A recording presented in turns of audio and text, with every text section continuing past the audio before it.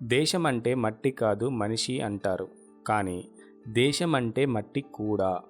ఎందుకంటే మనిషి ఈ భూమి మీద పుట్టక ముందు నుంచి ఈ మట్టి ఇక్కడే ఉంది. ఇక్కడ మట్టే శాశ్వతం.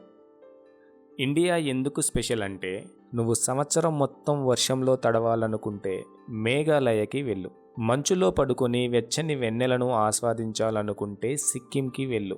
ఇక్కడ నువ్వు నడవడానికి ఇసుక ఎడారులు ఉన్నాయి, మునిగి చావడానికి మహాసముద్రాలున్నాయి.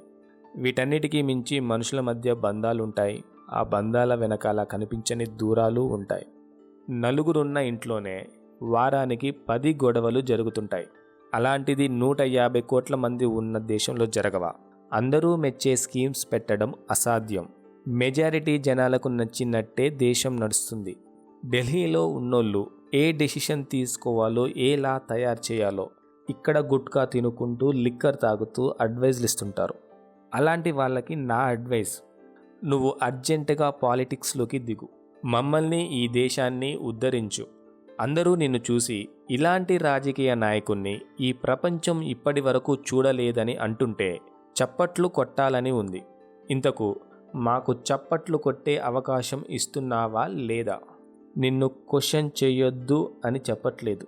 అందులో బూతులు లేకుండా చూసుకో చాలు. ఇండియాలో ఓటు పుట్టి 75 ఇయర్స్ దాటింది. నిజంగా నీకు నేషన్ మీద కన్సర్న్ ఉంటే నువ్వు తిట్టే బూతులతో ఇక్కడ ఏ పని అవ్వదని తెలుసుకో. ఈ నాయకులను సంస్కరించే ప్లేస్ ఒకటి ఉంది, అదే polling booth. Vote for nation, not for money.